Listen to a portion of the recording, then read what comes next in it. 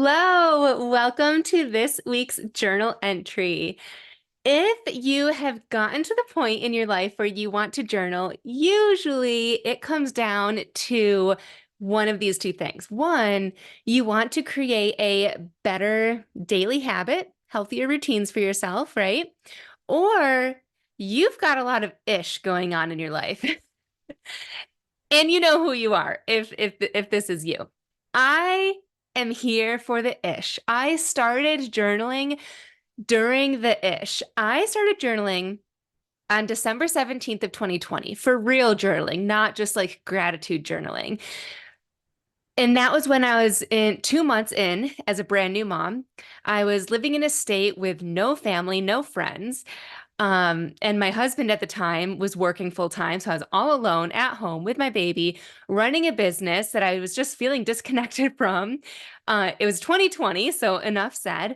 And I just felt like I was dropping the ball in all areas of my life. And I locked myself in my room, wrote vent sesh at the top of my journal, and truly, it just felt like a vent sesh. I didn't intend to quote unquote journal. I was just like, I am feeling so heavy emotionally, and I need this off of my chest, out of my brain, off of my shoulders. And that was the only way that I thought of doing it because I wasn't sure I could even put words to it, like spoken words, to talk to my husband about it. Wasn't there yet. I couldn't even comprehend what I was feeling. So that's how I started. So that's what I mean. I feel you if you're going through it. So that's what I love to help people with. I am here for the ish, the hopelessness, because you're so deep in so many different situations. The frustration with trying to balance work and life and parenting and hobbies and feeling like nobody else gets how hard it is for you right now, feeling worthless because your job applications aren't going through to the next round, or you keep going for a promotion and you're just not getting it at work. The anxiety around all the work that you have to do and all that you're doing in general. Anger because maybe you have so much on your plate and you feel like you're drowning and nobody sees you. Survival mode as a mom and yelling more than you want, feeling reactive, and you can witness it. It's like an out of body experience. You know that you don't want to be acting like that, but you just can't stop. You're stuck in it. You're exhausted and shutting down and questioning your self-worth in your relationships or post divorce.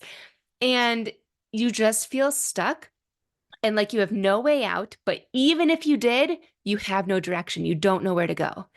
That is the type of ish that I love to help people through. So that's what we're getting into today. Some deep stuff, right? And it takes more than the journal prompt of what are you grateful for today? And I'm going to break down some my journal prompt flow. I came up with a journal prompt flow because I get a little bit annoyed with journal prompts because it's just that. It's like one prompt. And I'm like, but when you have so much going on in your life, you need more than that to help you through it so that you don't get stuck, so that you can get from the point of the first sentence in your journal being like, holy crap, yesterday was hard. My son was having a million meltdowns.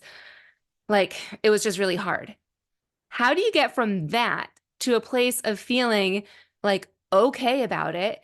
In fact, maybe even like at peace and ready for the day. There's a whole lot of stuff that goes on in between there. And so my journal prompt flows prompts you step by step with more journal prompts through it. It helps you flow. So that's what I'm going to teach you today. Before we get there, there are two things that I want to talk about that will make a difference for you. The first thing is a question that I get asked a lot is writing versus typing when you journal. There is research out there that writing is more beneficial. I was going to try and put it lightly, but it's just more beneficial because when you write, it takes longer and it's a slower process, which slows your brain down and you're able to think as you write. And that is exactly what I experience when I'm journaling and when I'm writing physically. You write these things and it's almost like you're talking to yourself and like answers just kind of flow. Have you ever even like written an essay like forever ago, and you're just like, oh, this sounds really good. And it just kind of came out of nowhere. That's what happens with journaling. Once you get into a good flow, you'll be writing things out, and then you'll hear this little voice, or you'll just like start writing something. You're like, oh yeah.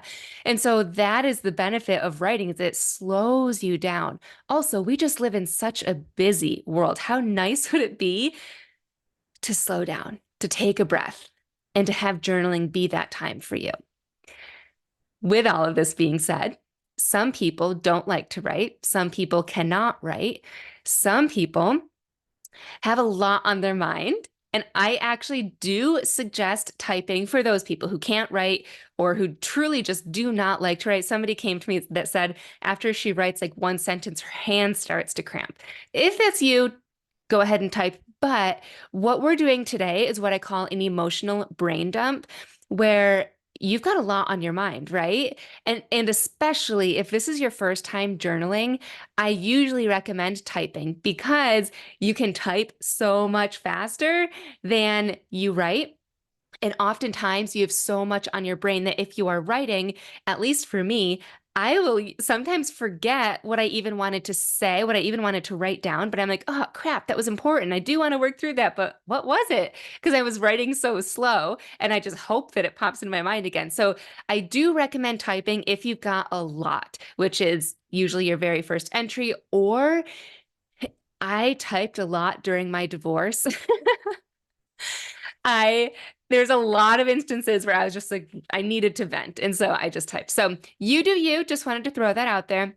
The second thing is there's a lot of different ways you can journal. 99.9% of the time, I free write. This is what I'm going to use today, is just free writing, meaning write what you want, write what comes to you, write paragraphs, sentences, whatever feels good to you. But just freely, there's no rules. Another option though is just bullet points. If it feels hard for you to write sentences and paragraphs, and you might even feel pressure around that, around the formatting and grammar, that's a real thing. People don't journal because of that. Feel free to just write down bullet points, just jot down like in like 1 to 2 words, these main things, and just write all that down.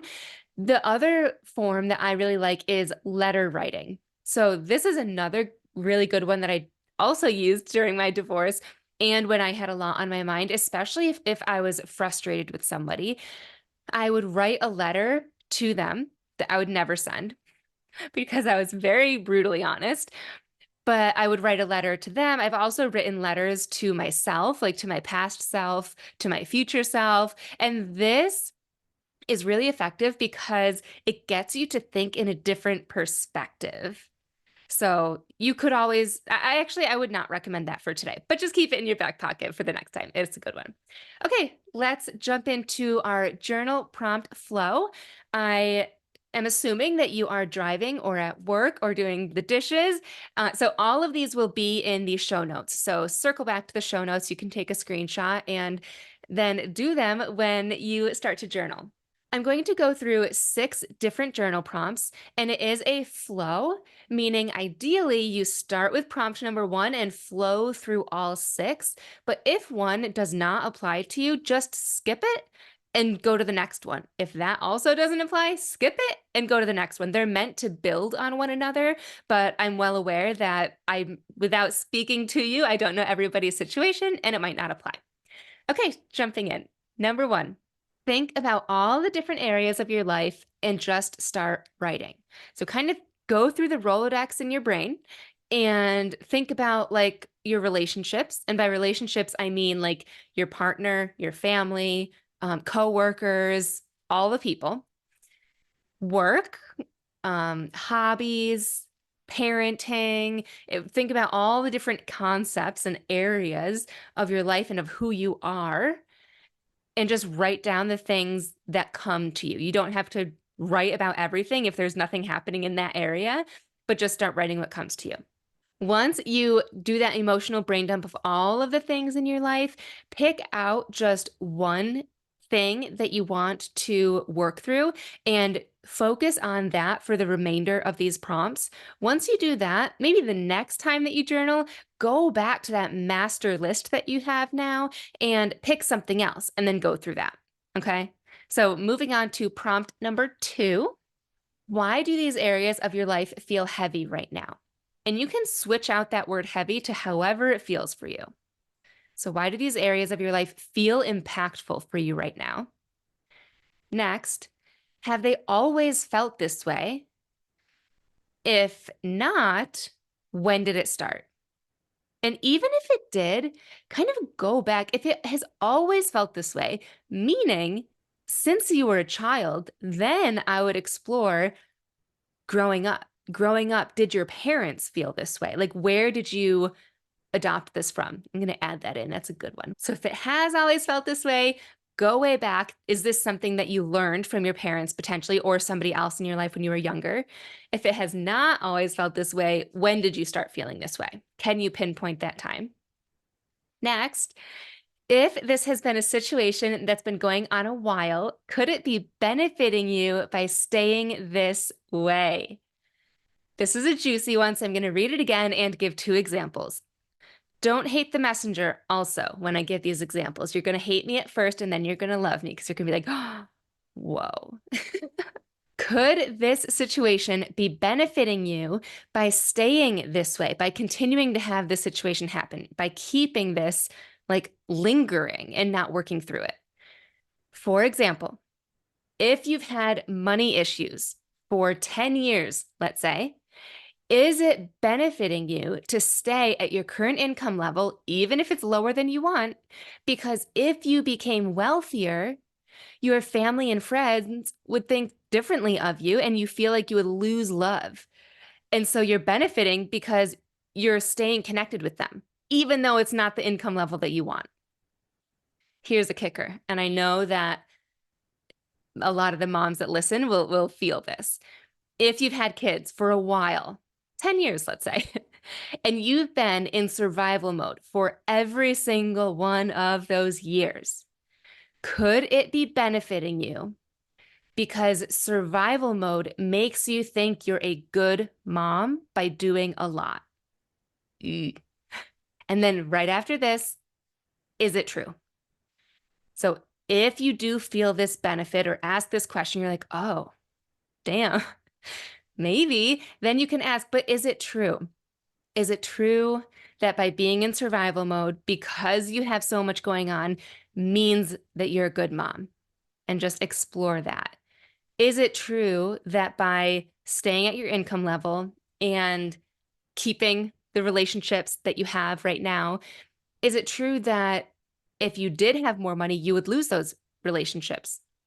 Maybe, maybe not. But just getting curious around that. Next prompt. In an ideal world, what would this particular situation be, or what would it feel like?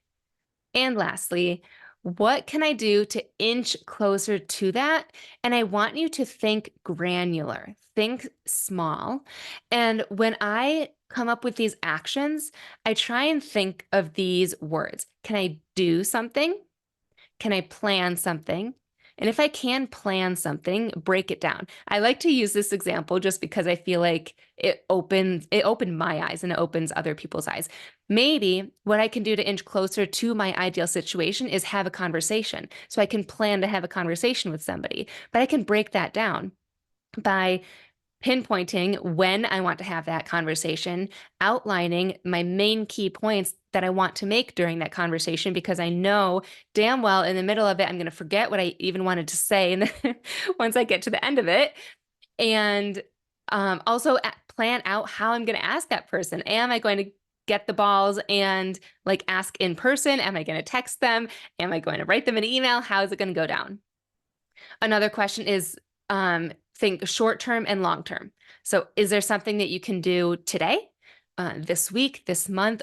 And is there anything that you can do maybe within the year that can inch you closer to where it is that you want to be, or what it is that you want to have, or how it is that you want to feel? So that is a glimpse of how I am able to get to this like frustrated, anxious, all of the feels to a point of clarity and feeling hopeful and also validated. And like, I know where I'm going and how to get there. Some of you might be sitting there listening to this and thinking, this is great, but like, how do I journal again? I was on a call last week with a friend and she reached out to me because she had so much going on and just wanted to explore it with me. And so we were on this call and I was so into giving her like some journal prompts and whatnot. And then at the very end, she said, so I just start writing? And it was just this aha moment for me of like, oh, right. Yes, no, wait, there are some basics. And we did go over a little bit earlier with just, writing or typing and things like that. But I do actually have a document, just a very simple download of how to start journaling. So if you are her and you feel like you need, like, you would like just a little bit more guidance on how to put pen to paper or your fingertips to keyboards to journal effectively, I have something that's literally called How to Start Journaling. It's totally free. You will enter your email and then land immediately on a page with the tips and a video from me. And it'll also be emailed to you for you to watch anytime. It goes over how to pick the right journal, because that's a question that I get asked a lot.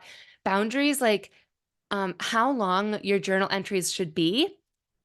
Spoiler alert, there are no rules, but also what to write. So you can start for sure with what we covered today, but like what to write going forward on any regular old day. Or if you feel guided enough from this episode, feel free to jump into the 5-day journal challenge or the experiment that I created. It's called Create Your Calm. It's 5 days of me guiding you through journal prompts to calm the chaos by actually processing your emotions and giving them a place to live outside of your brain so that you can feel more peaceful and supported. That's a big thing that I try and drive home, and happier. On day 1, it's all about honoring your current emotions and where you're at. Day 2 is questioning your feelings and your habits. Day 3 is gaining clarity. Day 4 is all about connections. And day 5 is setting you up for the next time you're overwhelmed.